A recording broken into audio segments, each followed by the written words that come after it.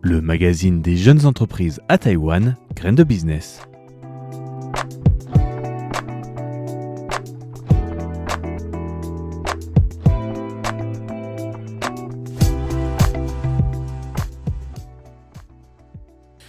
Bonjour à toutes et à tous, les auditeurs de Radio Taïwan International, vous êtes en compagnie de Valentin Floquet pour ce nouvel épisode de Graines de Business, une émission dédiée à l'entrepreneuriat, avec des entrepreneurs venant de Taïwan et d'ailleurs, mais aussi de l'information générale sur l'entreprise et le business.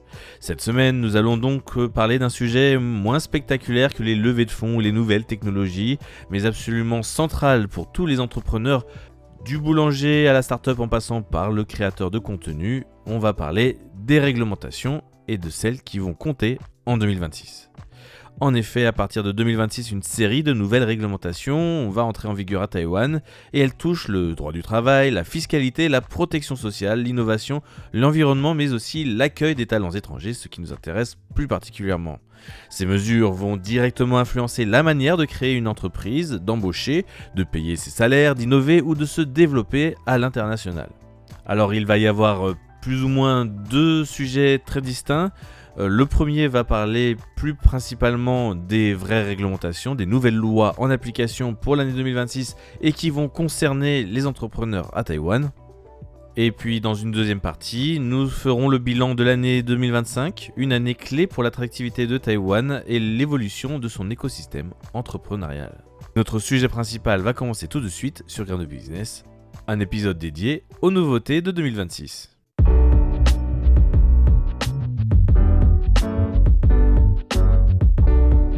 Alors bonjour à tous, je sais que c'est le deuxième épisode de l'année, mais c'est un épisode plus dédié à la thématique du nouvel an. Donc je vous souhaite encore à tous une très bonne année et j'espère que vos projets entrepreneuriaux, si vous en avez, se passeront bien.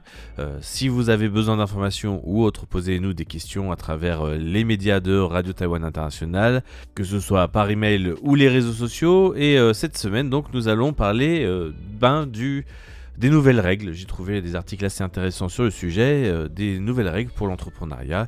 Et on va commencer par le droit du travail, un sujet qui concerne directement tous les employeurs.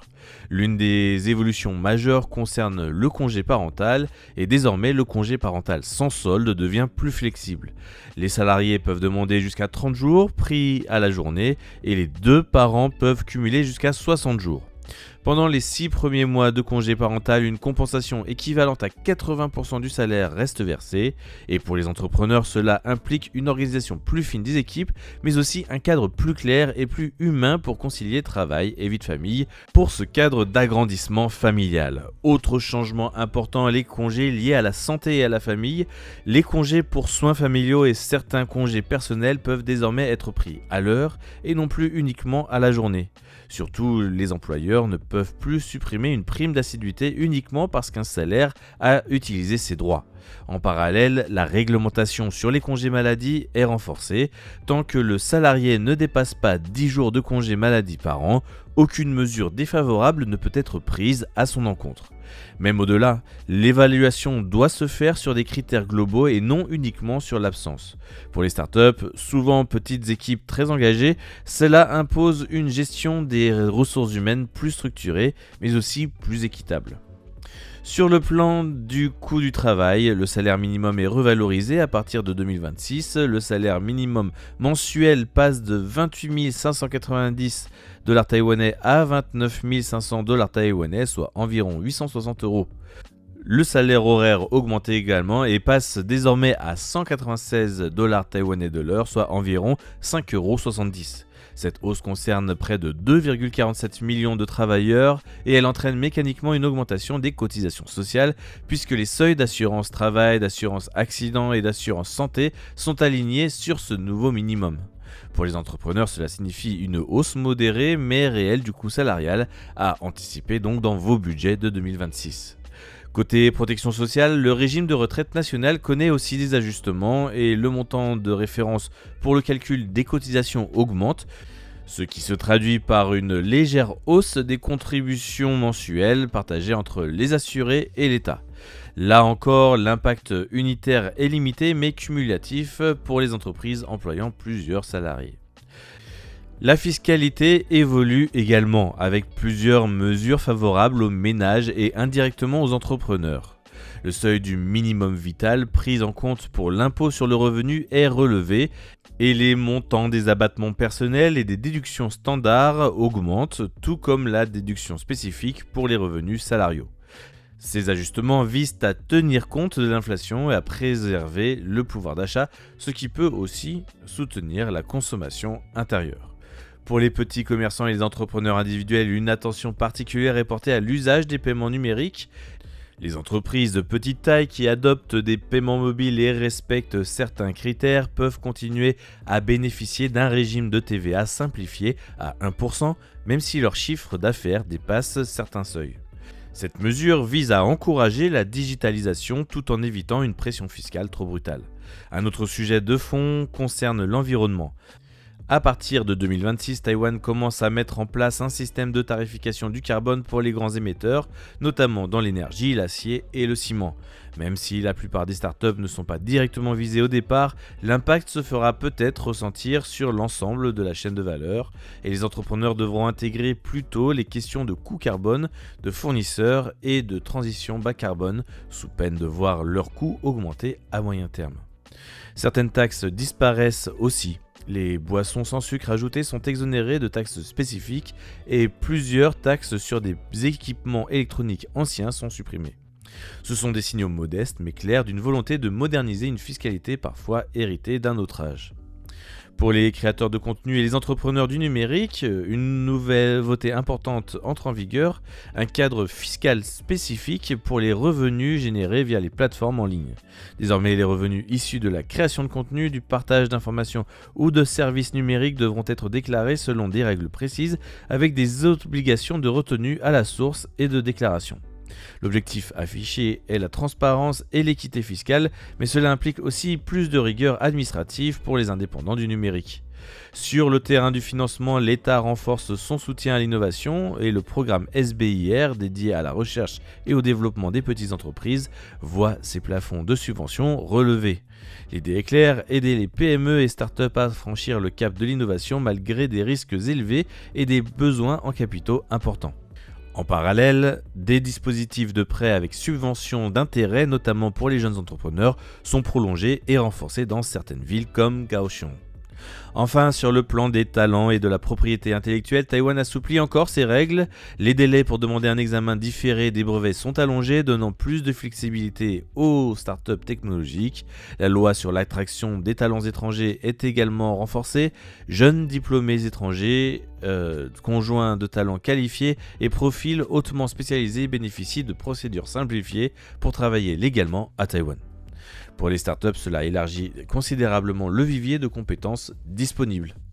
Enfin, 2026 commence, c'est pour le moment donc de faire un petit bilan de l'année 2025 qui a été marqué par un travail de fond sur l'attractivité de Taïwan pour les talents internationaux et les entrepreneurs. Tout au long de l'année, les autorités ont poursuivi l'amélioration du cadre légal pour les professionnels étrangers. Les amendements à la loi sur les professionnels étrangers ont franchi toutes les étapes législatives et sont désormais en vigueur. Ils sont le résultat d'un processus itératif intégrant des retours du terrain et des consultations publiques. Sur le plan opérationnel, Talent Taiwan a joué un rôle central. En 2025, plus de 53 000 demandes individuelles ont été traitées, couvrant 119 nationalités différentes avec un taux de satisfaction d'environ 96%. Derrière ces chiffres, il y a des questions très concrètes sur les visas, l'emploi, la fiscalité, la scolarisation des enfants ou l'ouverture d'un compte bancaire. Pour répondre à ces besoins croissants, Talent Taiwan a également facilité près de 400 consultations professionnelles avec des experts juridiques, fiscaux et comptables. Ces services ont permis à de nombreux entrepreneurs et salariés étrangers de naviguer plus sereinement dans la complexité administrative taïwanaise. L'année 2025 a aussi été riche en événements. Environ 80 événements ont été organisés en ligne et en présentiel à travers toute l'île. Ces rencontres ont permis de diffuser de l'information mais aussi de créer des liens durables entre talents étrangers, entrepreneurs locaux et institutions. Un jalon symbolique a été franchi avec le dépassement des 15 000 titulaires de la Gold Card, marquant les 5 ans du programme. Cette croissance s'est accompagnée d'un renforcement de la présence territoriale avec l'ouverture d'un nouveau bureau Talent Taïwan à Taichung, en complément de celui de Taipei et de celui de Kaohsiung. Sur le plan international, Taïwan a multiplié les actions de visibilité. Des missions ont été menées aux États-Unis, en Asie du Sud-Est et en Inde afin de renforcer les liens avec les universités, les communautés professionnelles et les hubs d'innovation. Ces déplacements ont permis de positionner Taïwan non seulement comme un lieu de travail mais comme un projet de vie à long terme. Enfin, l'année 2025 a vu un effort important de clarification de l'information avec des guides bilingues, des newsletters, des contenus numériques et des séries d'interviews qui ont contribué à rendre les politiques publiques plus lisibles et plus accessibles. À l'aube de 2026, le message est clair, Taïwan se contente plus d'attirer des talents et des entrepreneurs, elle cherche désormais à les accompagner durablement dans leur travail comme dans leur vie quotidienne, et c'est une évolution progressive, pragmatique mais structurante pour l'avenir de l'écosystème entrepreneurial à Taïwan.